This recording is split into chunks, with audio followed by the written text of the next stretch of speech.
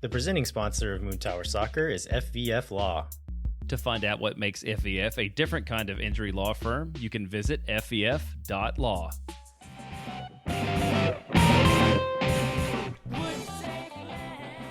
Hello, friends, and welcome to SWOONTOWER Soccer. I'm Steph Cragnola. And I'm Mike Cragnola. And we're all about the boys. That's right. Today we've got a normal show lineup. We're going to talk about our mascot of the match. We're going to go through fit checks, match moods, social media standouts. And then we are going to, as always, end with the man of my jersey, but not until you've heard another SWOONTOWER opponent spotlight featuring the guys from Happy Foot, Sad Foot, an LAFC podcast. We're going to talk to them about what to expect this weekend. Yeah, LAFC's been busy, and so we've had a lot of time to scout them, but who knows what that's going to mean for MLS? Who does know? I hope they do. We'll find out after the interview. They say that two of them are comedy writers and one of them is a soccer expert. So I feel like the three of them combined equal me and you. Oh, you think? Yeah. I hope so. Like we have two comedy and a third expert. Maybe. I guess we'll find out. Mm-hmm. So, Steph, should we talk about Sweet Streetcar Stella? Yes, please. My favorite thing about Stella is how perfect she is. What's yours? My favorite thing about Stella is her little nose. Cute. Yeah. I also really liked that Nico took pictures with her. That was really fun. It was so cute. It was so cute. More players and dogs. I've wanted for so long to have an APA/Austin FC calendar. Ooh, yes, make it happen. So Susie, if you're listening, I'm gonna text Gisela. Yep. Right now. Pause. Okay, actually, let's not pause. Let's go straight into the interview. And then on the other side of the interview, you can tell us about how you texted Gisela. Great. Hey, Stella. We're so excited to chat with you tonight. We've got a few questions, okay? My first question is, what is your favorite American play?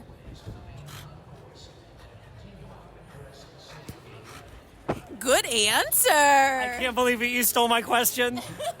Stella, I want to know, when you go to a bar, what's your preferred beverage order? Oh, good answer. Okay, Stella, can you give us a Listos Verde? Thank you. Gisela, I hope you respond to my text. I love Streetcar Stella. She's perfect and oh my goodness, what so an angel. fast. So fast. She was moving. She was moving. I was impressed. I love her so much. Her little doggy bed. Someone adopt her. Yes, and right let now. us come visit. Yes, please. All right.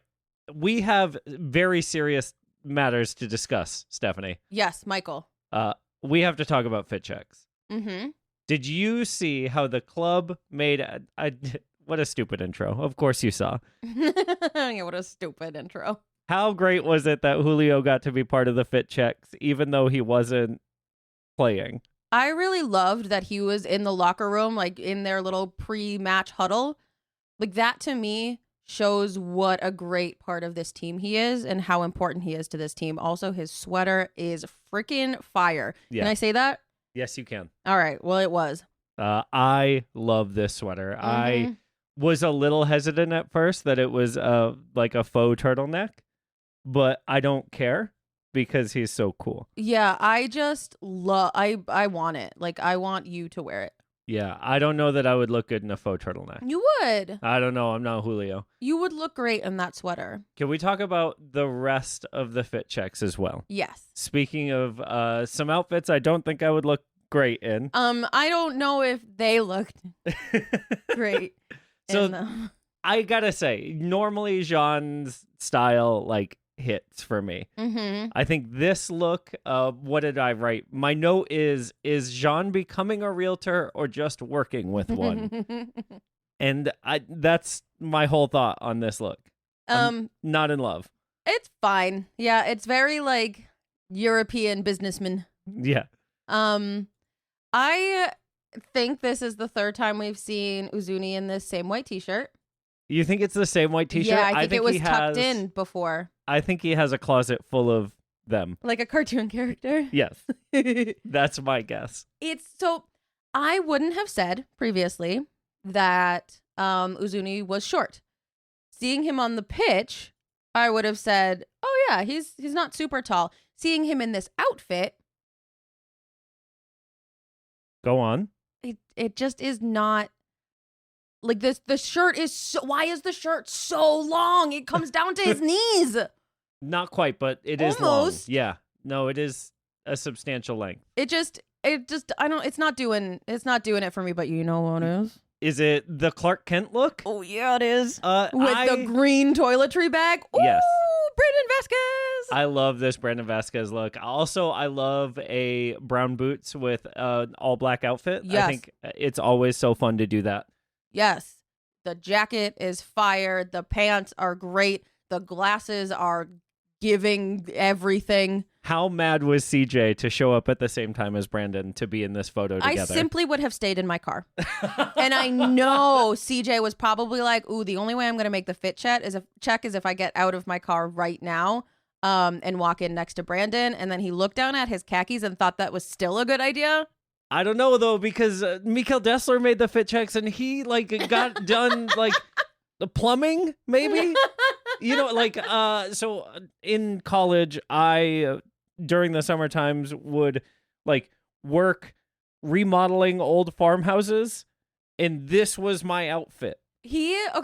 I'm impressed that he still was able to get phone pocket leg out in these wide leg pants. Yeah. It's because the hammer is on his back leg and you can't see it because it's that's why he had that injury. Oh. Carrying that hammer all day in those carpenter pants. Yeah. What is this look? I need to know if he's if his toiletry bag is a plastic bag, a see-through plastic bag. He read the rules of Q2 Stadium and they said you have to bring a clear plastic bag. And so he said, bet. I just think he went to CVS to buy his toiletries before the match. He's gonna pack his toiletry bag later. Yeah. Oh, that's the other thing in his hand here. It's a toiletry bag and the CVS bag. Maybe there's gummy worms in that bag. Oh, I hope so. So, can we talk about Alexander Svatak's look, though? Yeah. I want to know what gives him the right to shop in Ethan Finley's closet. Respect our history professor. He's only a year gone. Oh, apparently he's still around. Still hanging around. We had some eyes on the ground. Ethan Finley walking around the stadium. And what was the fit like? Apparently it was a suit and he looked great. Let's go. Mm-hmm. So maybe Ethan just loaned Svatak a sweater. Could be. Okay, Gallagher, 2 times in a row.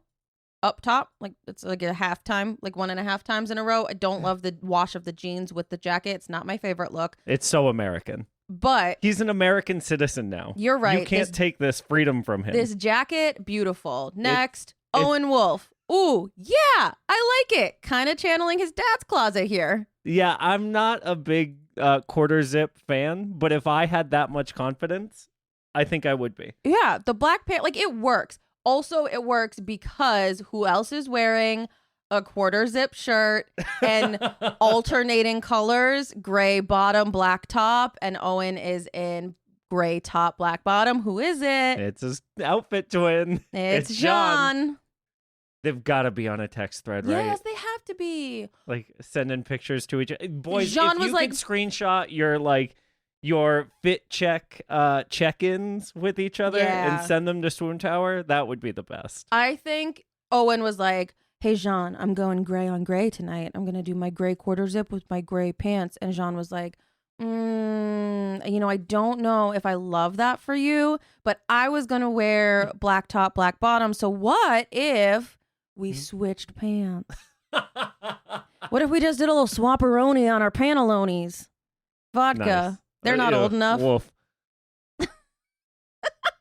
Brad Stuver dresses like I want to dress. That's the skeet. Yeah. Send. I never want to hear that word again. But Brad looks great. That's what they're called. Incredible, and you could wear that absolutely. Blue sky posts are called skeets. Deal with it. Moving on. Really quickly, I want to shout out Lynn Fox Rach on Insta in the fit checks this week doing the Lord's work. They posted, Julio should still have to walk in because fire. Yeah, agree. Agree. Yeah. Great comment. Keep it up, Lynn Fox Rachel. Thank you. We love that. Also, shout out to Shalebug, who wants Steph Cleveland in the fit checks. Let's go. Let's get them Steph and Cleveland fit checks going. Huh, admin? What the heck? Yeah, what the heck? Maybe he's this year's galley. All right. You want to go into match moods? Yeah, let's talk about some pre-match stuff. Super exciting celebrity sighting this week. So, for those of you who don't know, we sit in 107, so we're by the visitor tunnel, and all the time down in 108, Yep. there are a bunch of kids always waiting for players to come by. They're always trying to fist bump. They're always trying to high five. And Anyone. Yeah, anyone. Literally anyone that walks on the field. Security guards, photographers. You're going to make Andy feel bad. Anyone with a lanyard. You're going to want make a him fist feel bump so from. bad because it seemed Andy Loughnane walked by and was going up the stairs in that section. And these kids were so excited to give him high fives and fist bumps. I didn't and know now that's you're where making you were it, going. Now you're making it's literally the first. I thought we were going to talk about Alistair McAllister being celebrated by these kids. Yeah, but the outline says pre-match Andy fist bumping kids on his way up to his seats. I can't read. Okay, Leah Michele. So it was really cute just to see that interaction, and like Andy's so great with kids and dogs and us. I don't know. I've never watched him interact with anyone else, but I can confirm great with those three groups of people. And yes, we did see Alistair McAllister. Yeah, who is a celebrity, who is famous now with a piece in Texas Monthly about him. Just wanted to give a massive shout out to our favorite unbiased Scottish commentator, Alistair McAllister. Goalie Wars, ooh, art, yes. cinema, Great masterpiece. Content. 2 thumbs up. If you're not following Alistair on all the socials, you should do that. Yeah. Also, he was handing out stickers to kids. Yeah. What's not to love about that? Nothing. It's all to love. Another pre-match celebrity that we saw, Landon Cottam, was wearing a sweater. The Nico sweater. That matched Verdisimo. Yeah. Verdisimo was also wearing the Nico sweater. The one with the big white crest on it. Do you think they have a text thread? Yes, I do. And every week they're texting each other their fits? Yes. But every week Verdisimo just sends the same picture? the unitard and the mask. Finally. Hey, Landon, I'm going to wear this tonight. What about you? Oh, I hope so. Dad, let us know. But yeah, Verdisimo was so cute on Saturday night. He was fist bumping kids as high as he could go along the visitor tunnel while he went to change into his unitard out of, what do you call it? His leotard, his outfit, uniform? His wrestling gear. Yeah, his gear. And then later on, costume. Towards the end of the match, there were kids in our section. He was in 108, and they were throwing popcorn across the visitor tunnel to him, and he was eating it, and it was very, very cute. It was super fun. A bunch of like teenagers stopped him to grab selfies with him, and while that was happening, the kids on our side of the tunnel started distracting him. You could tell that maybe the kids weren't as entertained by the content on the field, which made us be distracted. Yeah. Thanks, ADHD. Yeah. Another distracting thing. Yes. How short can these shorts go? Yeah. Mirto Uzuni is really emblematic of everything we love on Swoon Tower. From pre-match shorts. I mean, these were like European swimsuit shorts. Yeah. They were like diaper short. Yeah. And then, you know, during the match, just the massive amount of energy that man expended. Ooh, yeah. He is fun to watch. Yes, he is. I'm not sure if I'm not sure what position he plays. Yes. After watching, because I saw him everywhere. Oh yeah. But I loved it. Yeah, I don't care If he's gonna do that and wear those short shorts, I don't care. Yep. Some other things. Speaking of a guy that we don't know what position he plays, John Gallagher. No, poor Gally.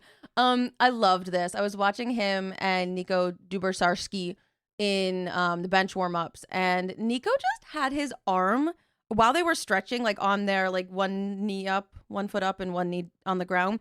He was just holding Gally around the waist. And they were having a very serious conversation, like not like serious that they were unhappy, but like very like emotionally connected. Yeah. Yeah. John Gallagher's a dad now. Yes, you're right. And Nico is a boy. Yeah, a sweet, sweet boy. So he's practicing dadding is my thought. Oh, it was just so cute. It was so cute. And so I'm trying to figure out, does Nico know secret English? Or does John Gallagher know secret Spanish?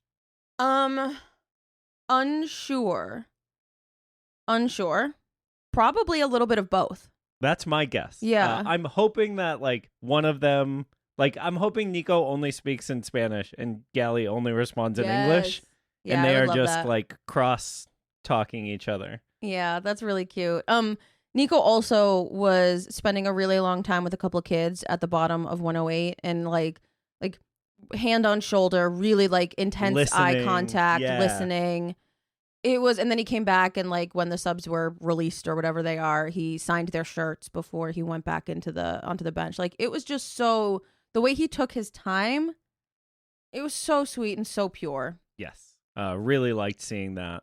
Also really liked when the subs came over, how hype Hot Air was. Yeah. Every single time, Hot Air O'Brien is so in love with the south end of the stadium and so in love with the band and so in love with the crowd singing along. Yes. And seeing him get hype from them Yes. and then hype them up Yes. is just so sick. He's always waving his arms up. Oh, and you know who else was doing that too during the match was Ilie.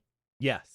A lot, like while the VAR checks were happening, there was a lot of like hand pumping up to get the crowd going, and I just loved that sort of energy. Yeah. Everything Ilie does, I love. Same.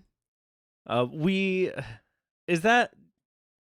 good on match I'm moods? good. I'm good on match moods. Okay. We don't have No, we don't. Phillies. Next. to talk about. Let's see.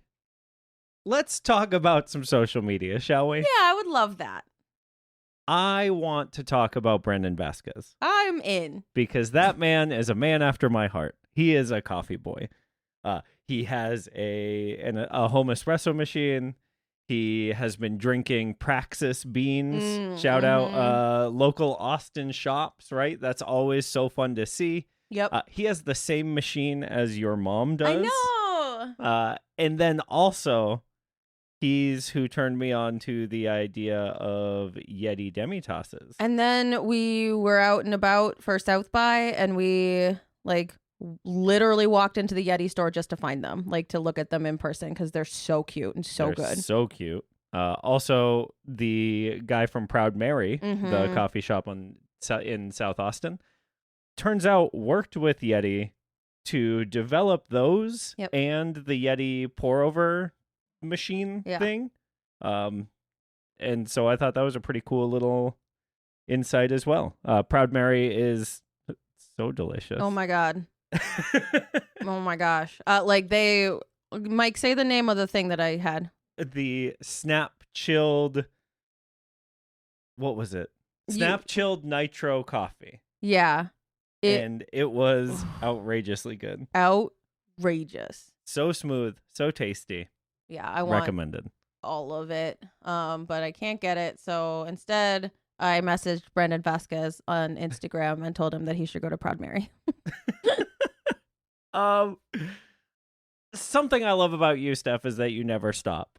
You know who else never stops is 4ATX Foundation, who have just completed 100,000 hours of local programming for our community, helping out in the local youth soccer space over 4 years. That's a lot of time. Incredible. That's a lot of time donated. Yeah. And it's really cool to see. Really, really glad that piece of our club is so strong. Yes, agree. It's so cool to be part of a community that cares about its community. Full stop. Babies. That Nice was a segue. good transition. Great. Nailed it. John Gallagher has a 6-month-old baby. Very Yeah. cute dad content. Yeah, there's a ton of cute dad content on socials.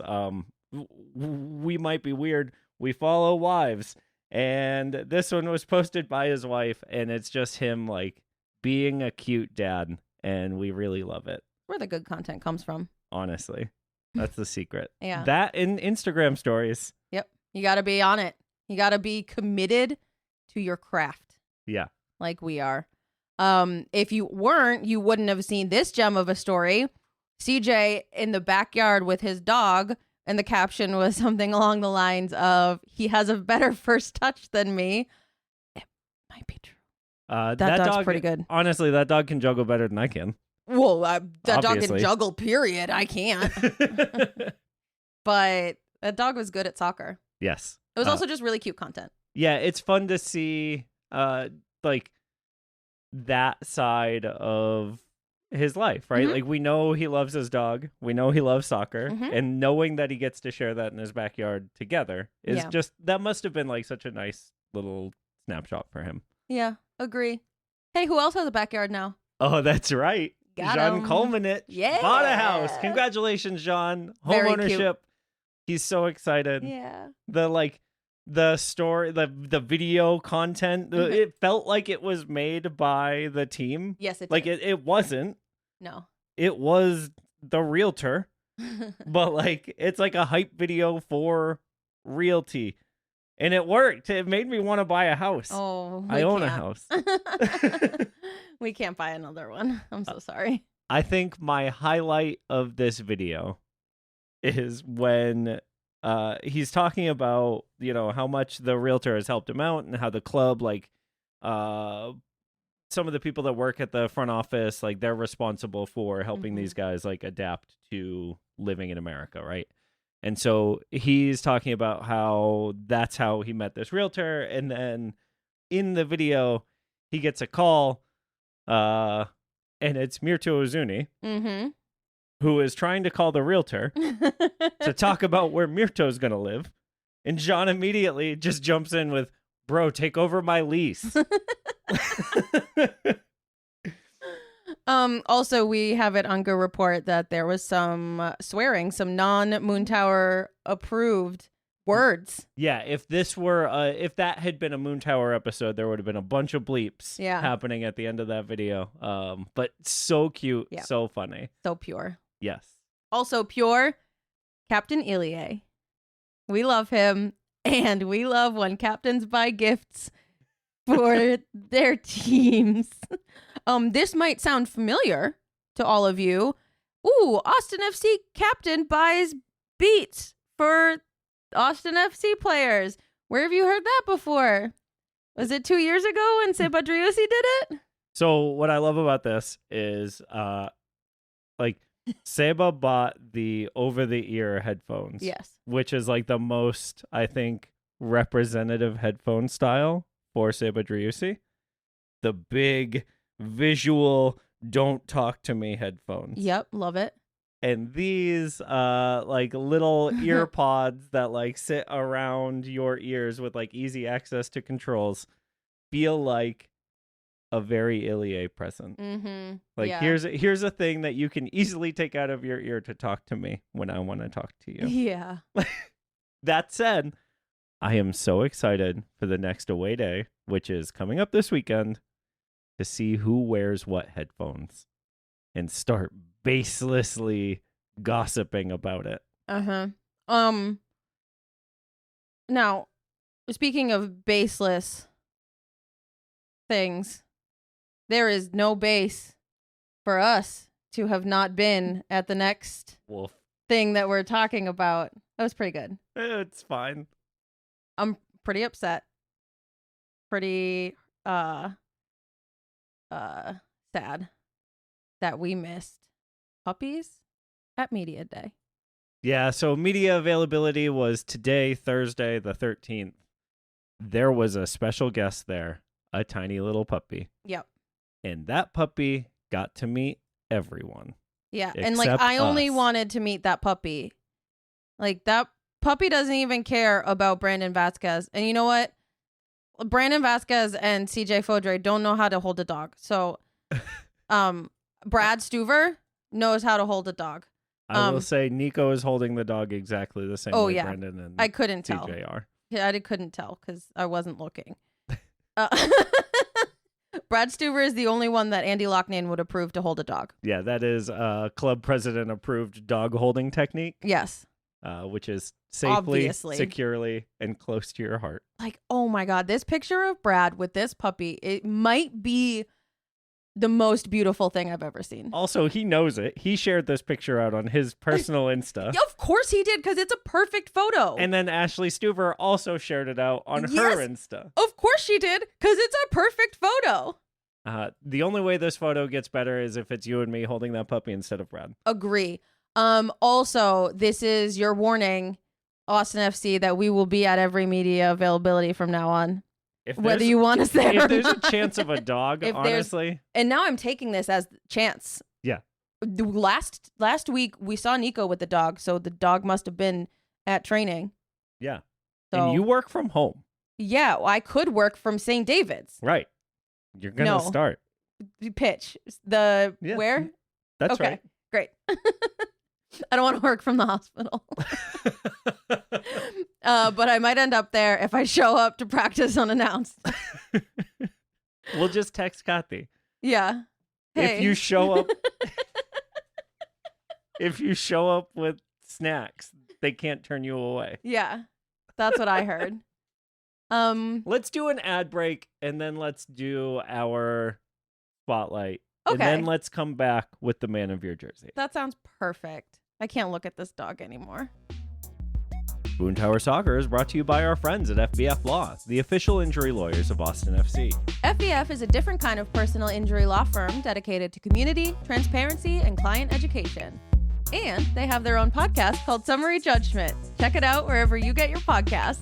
You can go to fbf.law to find out what it makes FBF a different kind of injury law firm and why understanding your legal options can dramatically change the outcome of a case.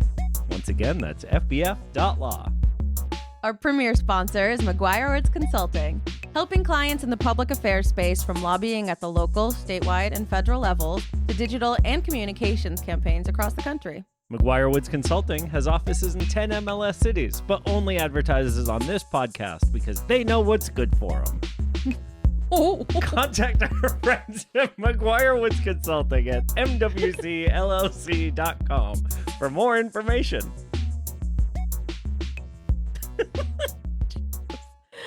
Off the rails.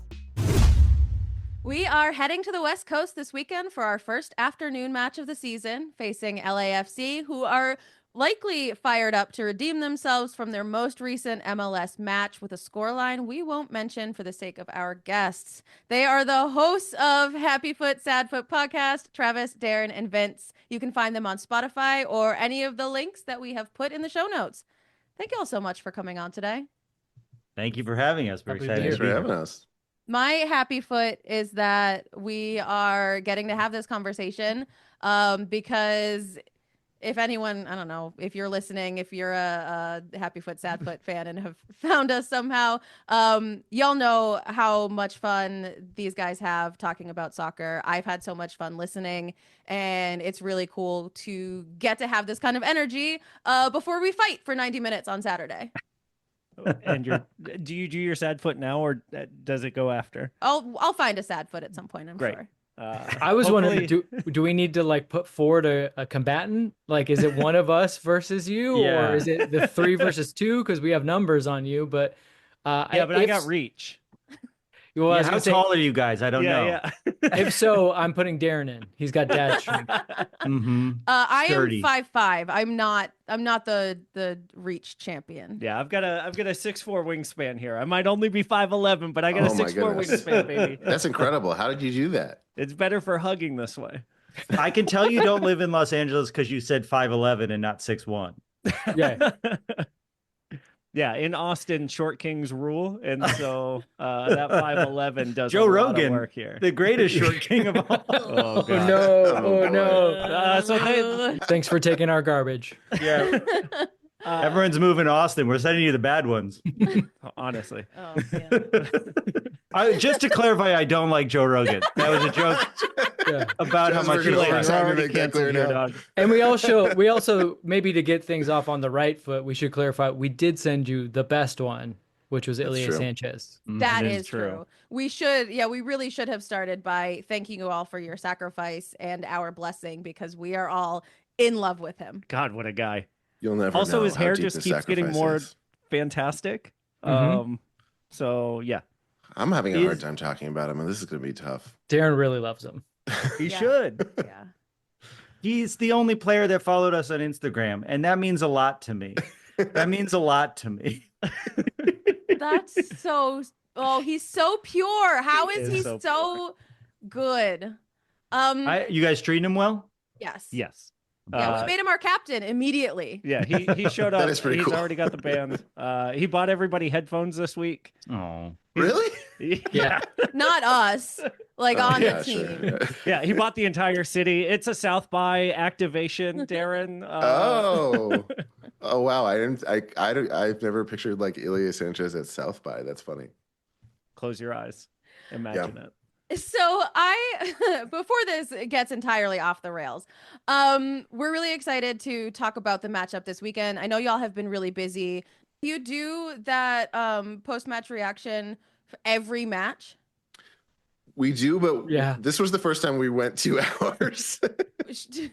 We usually do like half hour, maybe 40 minutes. Sometimes it stretches to an hour. God.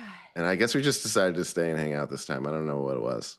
it's fun though. We have people call in, and we love when people troll us. So if you want to come out, if you guys beat us, Yeah, and you want to fuck feel with us free. after the game, Please come join. youtube.com/@happyfootsadfoot. We're trying to get to 1,000 subscribers by May. I'm really pushing this goal. Yeah. I'm pushing this goal hard. I love that. But yes, we find that right after the whistle, there's a lot of emotions flaring up that we want to take advantage of. So anybody can call in and join the show live, and we just get raw reactions. Amazing. So that's been fun for me to get to listen to, and that's what I'm coming into this conversation with. I have not watched a single LAFC game this year yet. You're lucky. But You're okay. Yeah, you're doing okay. Yeah, you're fine. but I've listened to y'all, so I feel ready. I do want to start with a special little treat for our listeners. Vince, this is something that you said on the show this week when who was it? Travis mentioned like, I don't know tactics, which is a thing I say a lot. Sure. And I think I've heard a lot from folks, listeners of our show, folks in our community who kind of discount the gut feeling that we're feeling when we're watching because we haven't had a long history of experience with soccer. And so if you would be so kind as to generally repeat that for our Swoon Tower folks, that would be amazing. Do your show again. Do your show again. 2 hours. 2 hours. Yeah, okay, let's go. Look, I would say this, and to Travis, Darren, Mike, Stephanie, all of you, like this is the thing about tactics. Tell us, Daddy. Yeah, they're real, but they're almost not real. A lot of the people that use them and see them, they're like little patterns that like have happened that become buzzwords, and it's really fun to say them. I'm down to say like counter pressing and little things like overlap and stuff like that. But like Double pivot's my favorite. double pivot, yeah. There's all these like little nomenclatures that what's so funny is like I worked for LAFC and I got a very harsh learning under Bob Bradley, who I went into it like a lot of those people that probably say tactics things to you, where I was just saying stuff because I was like, that'll make me seem smart. And you know what the best thing he ever said to me was, shut up. It was actually much more harsh than that. But then he came back around and he was like, listen, Vince, watch the game. Like, if you can't explain to me what is going on in the game, then I don't care about saying double pivot or counter press or whatever. He's like, when the guy had the ball, what did he do? And I'm like, well, he dribbled forward and then he passed forward. He's like, oh my God, you're learning. Like literally that is what the game is, because as much as we can talk about formations and tactics and all those things that coaches probably tell their players, at the end of the day, It's 45 minutes of unstructured play, basically. It's 11 guys versus 11 guys with 11 different personalities, almost sometimes 11 different languages, literally going on the field 15 minutes after their coach last got to speak with them and saying, I think this is what he told us to do. And not to mention, there's another guy running at me at 100 miles an hour, and I'm afraid of him, and I don't want to make a mistake.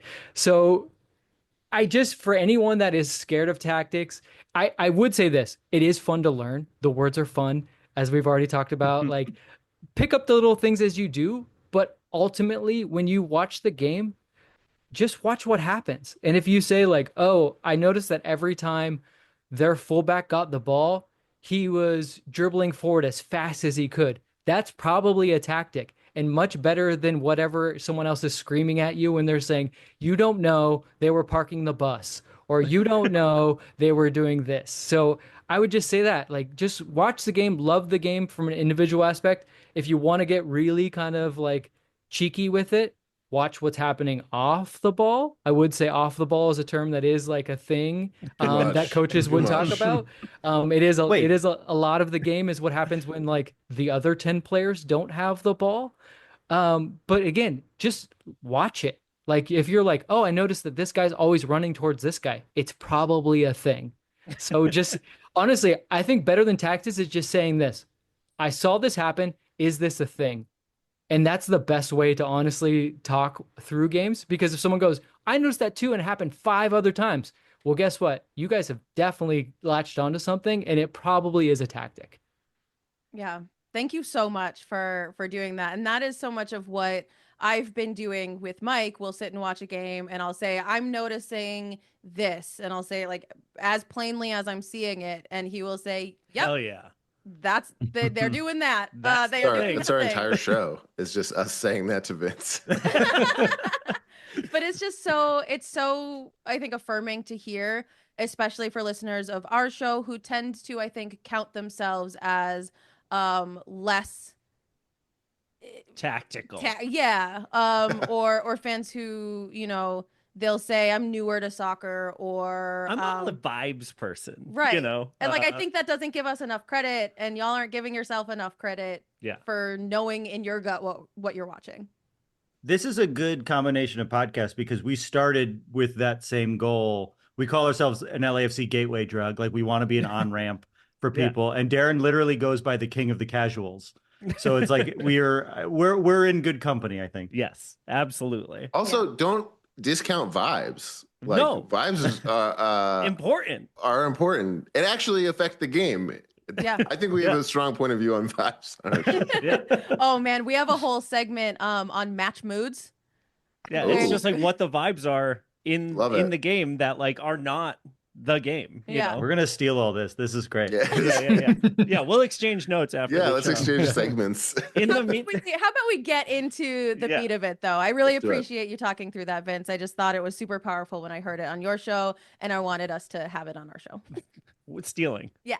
No, I honestly, I think that's great. Like wherever you come to the game from, and I totally understand the people on the other side that want to seem smart, but maybe just every once in a while understand that like other people are watching the game too. Yeah. And they can say words. Like, come on. It's like Landon, one of our Moon Tower dads, said at our like holiday meetup that the combination of Moon Tower and Swoon Tower kind of shows folks that like there's no one way to enjoy soccer or no one way to talk about soccer. And I think you have that kind of wrapped up in one. So that's fun. Except we can all agree national MLS coverage sucks. No, but it does reduce complexities to generalities, right? Well, neither of our teams is coached by Wilfred Nancy, so we don't get the love. Right. And so sometimes we miss a lot of the actual stuff that's going on because the national narrative isn't as accurate as it could be, right? And so some of the national takes on LAFC are that, you know, oh, they're an aging counterattacking team who like will always at the end of the day be able to afford the star that they need to put them over the line, right? I don't know enough about LAFC to know whether that's true or not, but I do know that like it seems like there's more than that. You want to take it, Vince? Why do I have to do everything? I mean, go ahead. My initial response to that would be a lot of the players that LAFC brought in this season are very young. And one player that we actually all have very high hopes for is very, very young. David Martinez, who plays as a right winger for LAFC. He's the type of winger that's everyone wants. Plays on the right side, cuts in, and has a wicked left foot. He's 19 years old. And not just like 19 years old, like, oh, well, he's probably going to be 20 soon. He will not be 20 years old for the entire season. MLS Cup will happen, and that man will still be 19 years old. Even if LAFC wins, he will not be able to partake in any kind of real celebration, at least legally. And beyond him, Bust out the apple cider, boys. Right.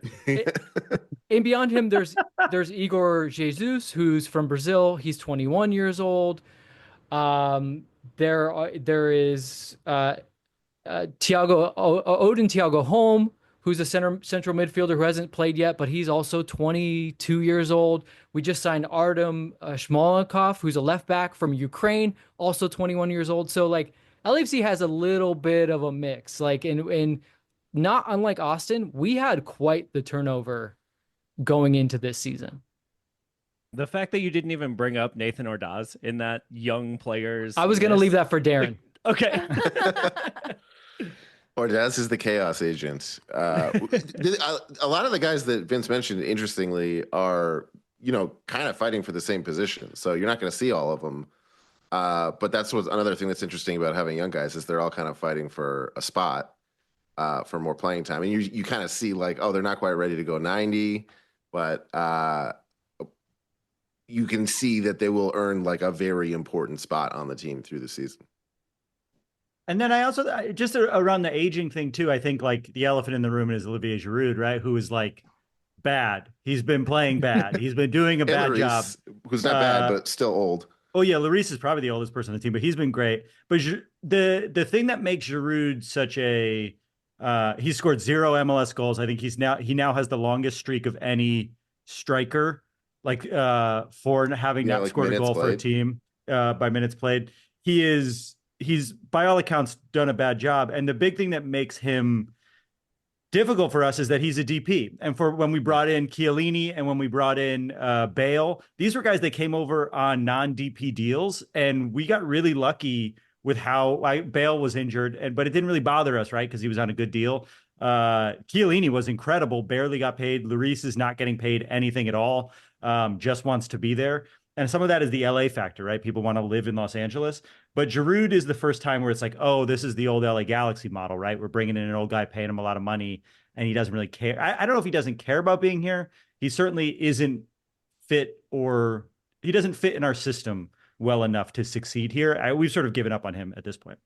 Yeah, I think it's fascinating, right? From a outside perspective in Austin specifically, Darren, that you mentioned all of these young players, they have to fight for minutes, and we're like, oh my God, please, anyone sign here with us. Owen Wolf, you are 20 years old. Here's the keys to the castle, baby.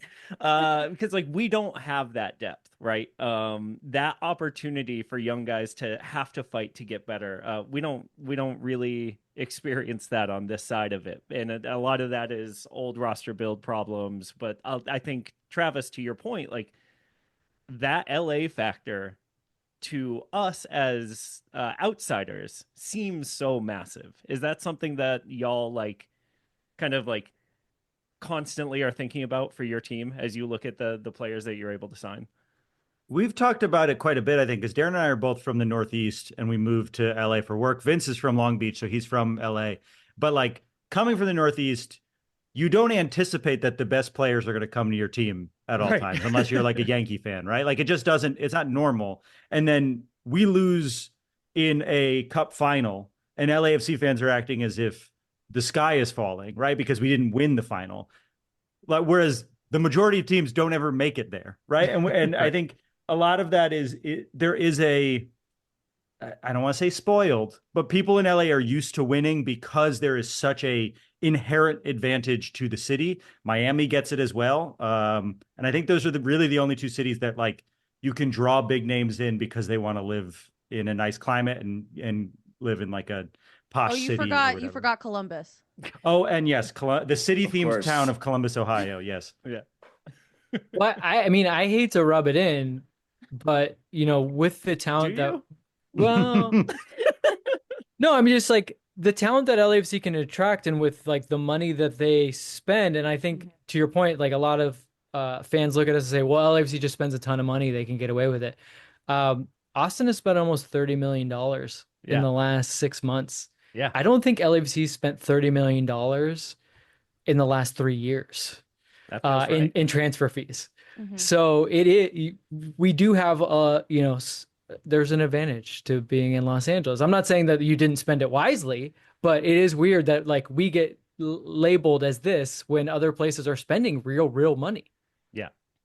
I do just want to, like, before we get too far away from this, I want to say how jealous I am that y'all got Chiellini, like, period. I love him. He's my icon, like, Italian hero. I love that man so much. I keep saying that this is my Chiellini era because if he could do an MLS final at 38, then, like, maybe I can get in shape. Yeah. Before I turn 39. Like, this is my year. It's my Chiellini year. Vince got to hang out with him. And he would legit. Yeah, I'm with you. The man is. Is he so cool? Yes. He honestly, he's Ilie level. There's only someone that comes up to like Ilie level, and it's Giorgio Chiellini. And if you told him like I want to do this, he'd be like, why don't you? Like he's the best. He literally would be like, you could. Why aren't you doing this now? Like he's a cheerleader. The man just loves life, and it's so crazy to think that like. You watch him on the field, especially for like Juventus, who I'm a Juventus fan. So like, I really love him to the point where he was probably like, bro, chill out just like a little bit. But you watch him and you just say like, that guy must be such a badass. But then he comes off the field and he's like, I love all of you. I love life. Everything's beautiful. Life is beautiful. And let's all just hang out and drink espresso and it'll be fine. So how did you go from him to Olivier Giroud, and like who fills that gap right on the team right now for LAFC? It's a good question. It was Ilie. Yeah, that didn't last very long. They're really pushing Aaron Long down our throats, but I don't think he's got that vibe. She's a little different. He's still nice, but a little different. But that's something where the team and the national MLS media seems to be a little aligned on, which is like this sort of like multi-decade love affair with Aaron Long. Not that we don't love him, but the San Bernardino boy. You gotta love him. But I don't know if we have a vibes guy, and that actually is dangerous now that I think about it. This is maybe the deficit we need to fill. Ordaz and David Martinez looks like David Martinez and Nathan Ordaz are fighting both for the actual spot on the field and for the vibes guy spot. True. That was part of why last season was such a tragedy for us, is we really lost our vibes guys. Yeah, I think Ilie coming in to both take Alex Ring's spot on the field, also his armband, and like a quarter of his salary has really helped Austin, despite our slow start to the season. Along that line, what's going on with LAFC? You're a team that scores a bazillion goals, and all on the counter, and you just like run roughshod through everyone. Is this CONCACAF Champions Cup, or is there something more going on with the team? It's a little of both, I think. Like we're a team not unlike your team that has switched out a lot of parts and a lot of key parts, not just vibes parts, like actual parts doing things on the field parts. Wow. But the things that we still do, look, last season for Austin fans that don't want to hear this, like walk off of an LAFC walk, is like we tried to actually change the style of play, and then we got our asses kicked by the Columbus Crew at home, and our coach said, we're not doing that anymore. We're not giving up 5 goals anymore. We're going to play a much tighter brand of football, and we're going to just race past everybody because we have superior talent. And it's not always pretty to watch, but it did allow us to go to, as Travis pointed out, a final in the Leagues Cup final. Yes, we lost it, but only 2 teams get to be in that final. We went to the Open Cup final. We won that one, thank God. And then we were an own goal away from being in the Western Conference final. So it's a limited strategy. It's not always pretty, but it's an effective strategy. And what we're still wondering is, are we going to try to change again? Or is the coach realized, okay, we can't ever do that again. Let's just do plan A better, which again could be effective, but might be really, really boring. And for the 3 of us, we're not going to be able to do post games where we just keep saying like, "Oh, that wasn't fun. What do you guys want to talk about?" I mean, it's gonna turn into Darren and Travis doing 2 hours on old game consoles, walkable cities. Don't forget airport layovers. We did a lot of airport layover talk. I love that you're talking about Airport this now. like future tense. It literally just happened. I have a feeling we're going to do it again. A whole Slack channel on walkable cities. We do have a Discord with a Walkable Cities channel on it. I love this so much. Let's talk about this weekend, because I think that we've been set up, Austin has been set up this year as a team that is going to score a lot of goals. One day. We have not yet. But, something else that y'all mentioned on a recent show is a study. I'm going to butcher this, but a study that showed if you change out 3 or 4 of your starting lineup, that's kind of the max for any solid strategy to hold. And Ooh, the 8+2 or whatever. Is that the one? I don't know. I don't know. It was Vince who brought it up. Vince said it. It was a Sounds like something smart. It must have been Vince. There was a former analyst at Seattle that they had kind of done a study across their team, how much their team varied in like shots and their XG when they had to rotate. And he found that like the biggest variance was like at a certain level of like 3+ guys. So if they went above 3, then they were like, okay, steep drop off. But if we changed 2, it was negligible. And it was very interesting how that was within the season thing. Now, obviously, we might be talking about early in the season, like 6 guys, which now that's crazy, right? Yeah. right. But yeah, I thought that was super interesting because, in our first couple matchups, we've had not huge roster changes, but we've had little bits here and there after an off season where almost our entire starting 11 changed. And I know y'all were talking about that after rotating out, 8 of your starters? No, yeah. A couple of fans were in the starting lineup, I think. Yeah. A lot of people say they want to be. If you're looking ahead to Austin this weekend, obviously we haven't figured out what it takes to score all of those goals yet. LAFC is a team that scores a lot of goals. What are you going to be looking out for? What are the keys for LAFC to win this weekend? And what does Austin have to do to kind of counter that? I mean, I think we have to wonder how tired our back line is, right? They just went a really intense 90 minutes in Columbus, and we already are on our 3rd string center back. Chanot, who would probably be starting, got a concussion and he's been out. Marlon pulled something. Sorry, Maxime Chanot, who's a center back, got hurt. Marlon, he only has one name, so I'm not just saying his last name. He got injured in Seattle. And I think our best back line is probably going to be really tired, and we might have to then rotate out of the back line for this game. And we're already on our 3rd string center back, right? So there's a world in which the legs aren't there. And I am a little bit worried about that. We're also very curious. We just signed this guy, a new DP. I don't know how to pronounce his first name, but his name is Under. He's from Turkey. And he had like a flash of brilliance at the end of the game. And we're really curious to see if he starts. I think he looks like he could potentially be the best player on our team if he plays as well as he played in the final 10 minutes against Columbus. But yeah, I mean, I feel like the big question is how much are we caring about the regular season right now? Because it seemed like we just phoned it in against Seattle and got absolutely embarrassed. I will say, Steph, you reacted oof when he said 3rd string center back. That is Nkosi Tafari. And I take back my oof. I love Nkosi. I'm so jealous. additionally, Speaking of good vibes vibes guy. guy. Yeah, Great he vibes is guy. such Yeah. and he hates Austin. additionally, he would be like know that. our first best center back right now. So, Sure. like, I just want to set the like. Second best fashion center back though. I don't know if that's true. Whoa, who's first? Julio Yeah. Cascante. I don't Send know. us pics. Yeah. Oh, I will. Yeah, I think Julio's- Nkosi wins still. Vince, I'm with you. And And wins in like objective. Actual it's like vibe. objectivity, but Julio wins in my heart. So suck it. Okay. And Fair. Cozy, the very first game they do this thing, or after every game they sing with the crowd after a win.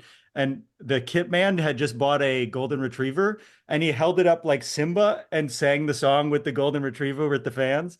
So and Cozy was won us all over very quickly.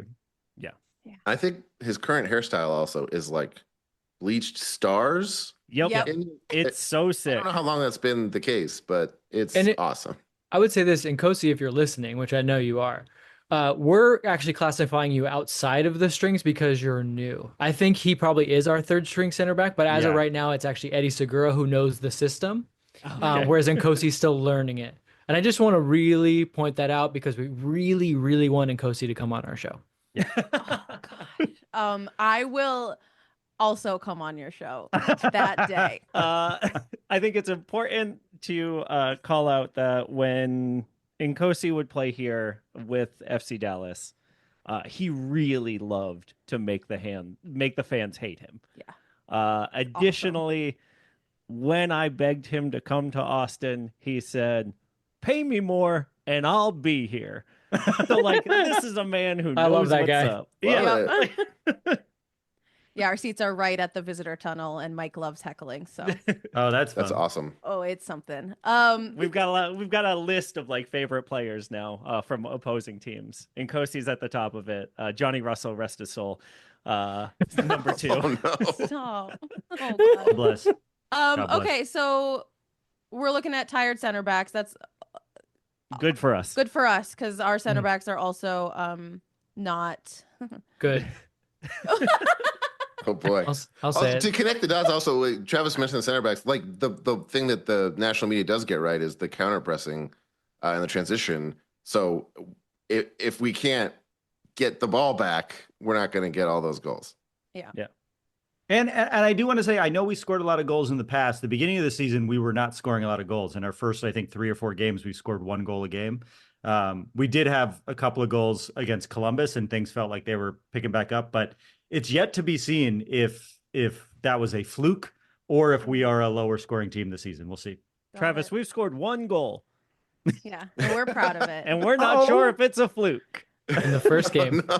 I believe in you guys. You'll get 2. But I It's do bound think to happen. By the end of Yeah. the season. Yeah, you'll get 2. No problem. I think what's been interesting about Austin FC this season, which I'm really excited for this weekend, is that we've come out like bulldogs. Like there is so much energy and it is moving forward, which is new for us and very exciting. Yeah. Did to you watch. know the field goes front to back, not just left to right? We could use some That's of a that. Vince actually. question. That's a Vince question. That might be above these guys' pay grade. We do a lot of like just look at the ball that you're dribbling toward the goal and then Toward the shoot Toward if the you goal, can. it's That's an new. improvement. But yeah, for us. yeah. baby. Yeah. I get it. Yeah. 2025. Let's go. But we've seen a lot more of that, and we've seen a lot more just like fight pushing forward. There's so much more energy, and I don't know if it's just like a start of the season thing that we've been noticing, but against a tired LAFC, it could work. Do y'all have predictions on who, besides center backs, who might be starting, who might win some of those spots, especially after your last CCC game 2 days ago? Yeah, well, geez, Yeah. it feels Yeah. like ages ago because I tried to put it out of my mind. Yeah. Yeah, I it don't know was why they're not Tuesday. playing today. They've been playing every day. Yeah. I mean, we'll say They've this. had a baseball season. That's why Yeah. we regret doing the post game after every game because there's Yeah. a lot of games. Yeah. Denny Boanga, if he's alive, plays. Yeah. And he starts and he plays 90 minutes. It's just him. And we love him for it. Sometimes we think he maybe could take a break, but we've also seen him come off the bench as he did against Seattle. And when he came off the bench, it seemed like he was not the same person. Like something happened where he was like, "You didn't start me. I don't know how to do this. I don't understand why this is happening." The midfield is a little bit thin right now. Odin Thiago Holm is a midfielder that we have high hopes for, but he's been injured. He had a pretty bad injury in the preseason. He's been back in training, but we think it's probably going to be Igor Jesus, Mark Delgado, and Tim Tillman. How tired they are, we don't know. They had to put in a lot of effort, as Travis said, but they're our midfield going forward until someone else can get healthy. And then from there, maybe an Ordaz gets some run out there. I mean, he's been bright this season, and he's been interesting. It could be a good game for him. I mean, if I'm just kind of predicting the game a little bit, just looking at the way that your team has been playing, you like to have a lot of the ball. We don't mind not having the ball.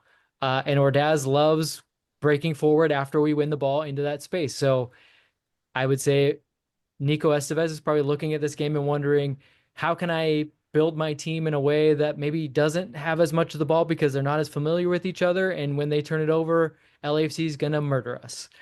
And so I think that is the cat and mouse game in this, is how LAFC understands that the Austin team likes to have the ball and maybe gets a little too exuberant going forward, and how much they would love for that to happen. Yeah, I think for me, I am most afraid of Denny Bouanga on the left and anyone on the right, because right now our starting right back, Mikel Dessler, is out for the next 6 to 8 weeks with a hamstring pull, which means one of our vibes guys, John Gallagher, like 2023 MLS All-Star John Gallagher, thank you. Will be our starting right back. A pasty white Irish guy is a vibes guy? No, he has got the vibes of a 95-year-old grandpa. This is what I say when you're counting vibes out. This is, sometimes people say vibes because they don't have the skills, so I guess he's all vibes. But vibes deserves more respect. Skill. He has like a his try only hard personality now is dad. big work. Yeah, like he's got Werther's originals in his pocket. He brings a briefcase to the pitch. You know Does what I he mean? actually? Like butterscotch. Yeah. Yeah, there's candy in that briefcase. Yeah. If it's a really hard tackle, he hands it to the player as an apology. Is it Werther's? That would be Tic awesome. But no, he like, and so then on the left side we've got Guilherme Biru, who like hates the concept of defense but There's loves the to vibes score guy. a banger, and so coming up against Denny Bouanga and anyone on the other wing makes me really nervous. I guess my question, kind of for Mike, sorry, everyone cover your ears. This is a good game for Svatak then, and not Julio, because Julio would try to press forward, and Svatak is good at keeping. Are you guys in the same room? Yes. Yeah. Okay, I didn't realize that until right My now. arms Can you got switch seats? Awesome. Will you switch seats for me? Yeah. Travis, you can drag the things on your screen. Yeah. Oh my God. This All right. rules. Thank This you. is crazy. So yes, Steph. I can't understand what you're saying anymore. Oh, I'm sorry. Switch back. Oh, thank you for humoring me. You got it. I think generally any game that, like, if I'm being objective, right, any game with Svatak instead of Julio is probably not a good game. So much of our offense has the moves nerves tabled. not for me. So much of our offense moves through our center backs, and Julio is so good with the ball. Like, it is really tough to replace that with. I've any just of heard our that other Svatak players. is better at defending, and Yes. Julio is better at like using his noggin. Absolutely true. Okay. And Svatak looks like the idea of controlling the ball is his biggest fear. Got it. And so it like really makes me nervous that they're going to give us the ball. Okay. I see. Okay. Y'all can uncover your ears now. Thank you so much. Okay, great. That's super helpful though, because like for me, that's something to like keep an eye out for, and now I'm a little scared. Thank you so much, Vince. I didn't know any of that. I'm learning too. Yeah, and so I guess the last question that we have for y'all tonight is, what is the current local narrative around LAFC? Is there one? Is it focused on CCC? Is it not the playoffs yet, so no one in LA cares? Like, what is the vibe? That's hurtful. We like winning things. That's hurtful. How dare you? No, there's there's always conflicting narratives within the fan base. I would say, you guys tell me if you disagree, but there's always a contingency that's like, we lost one game, fire the coach. So that's something that we're always kind of contending with. There's a small dolo out movement, even though if you look at our record so far this season, we're doing great actually on paper. I don't know. We do a lot of our post games are a lot of us trying to give people space to express their frustration with what they just saw. So we, I think, get maybe a skewed perception of how people feel in general. Like if you ask someone on a Wednesday, they might be a little more chill about how they feel about the team.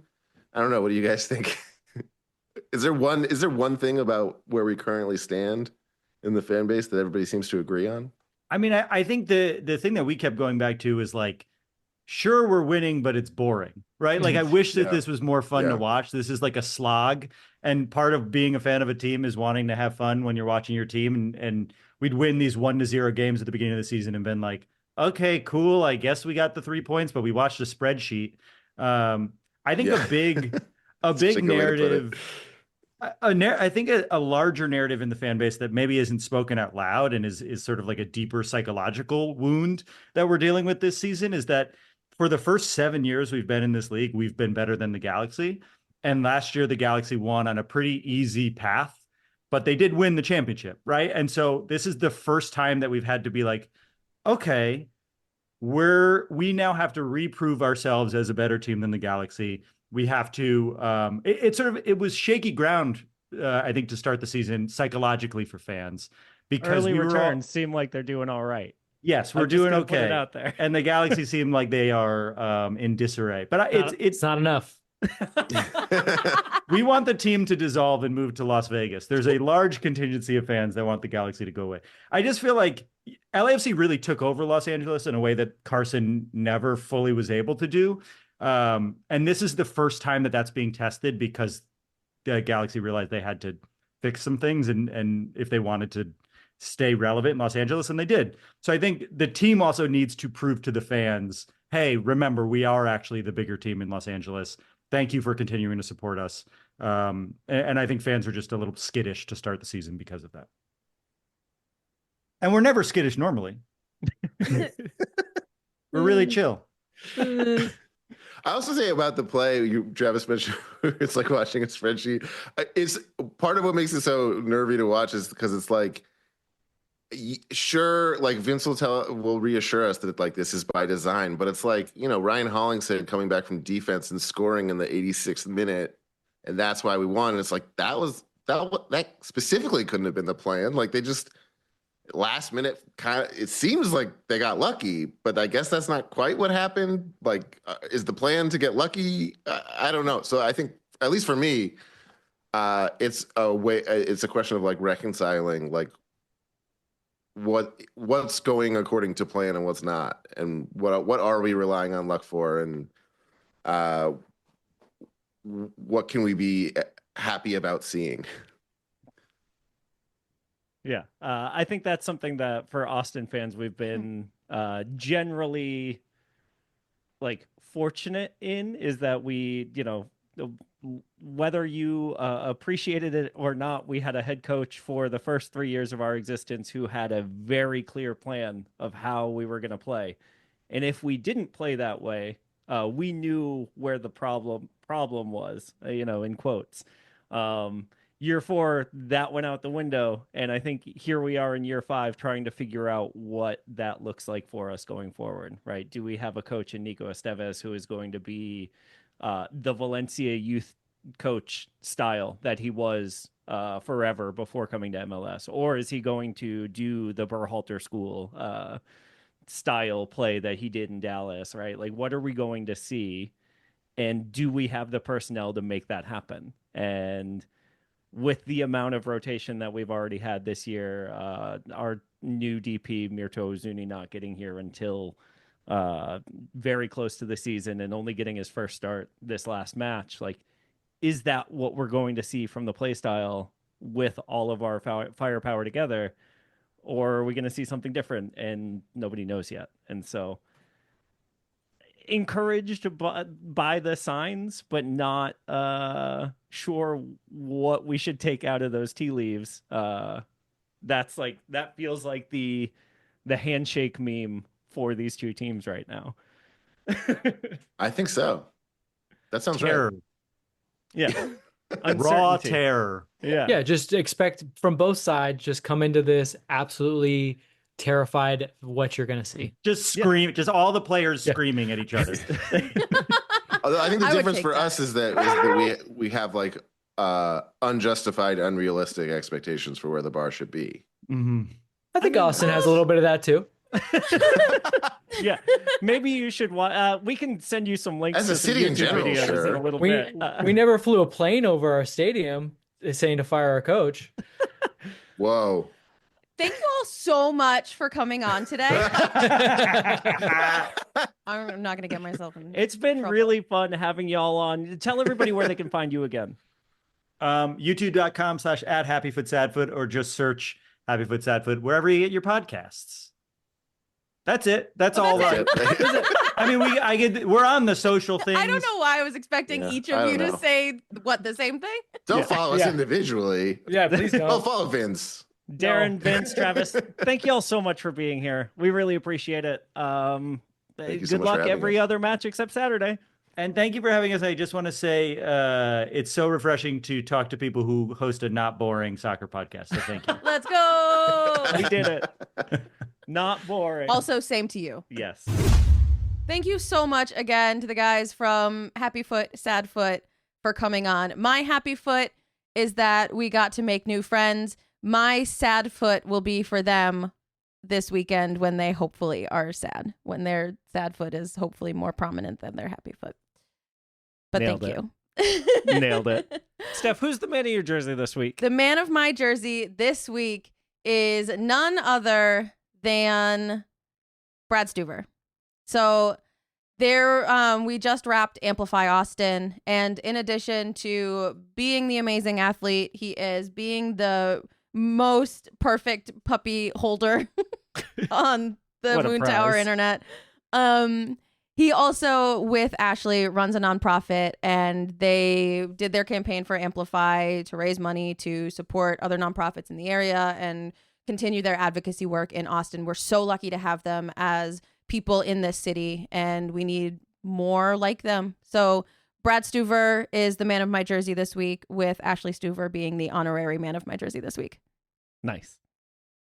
Thank All you right. all for listening. Yes. Don't forget to rate, review, and subscribe. If you are listening today, Friday, March 14th, today is the last day you can double dip on your Patreon rewards, according to Landon. He did not specify whether he was cutting it off before or after today. And so because I'm talking right now, it's after today. Okay. So check in. If I have to fix it, Landon, you let me know. We hope you all I'll have cover the difference. We hope you all have a great week. We can't wait to see you next time. We love you. Bye. Bye.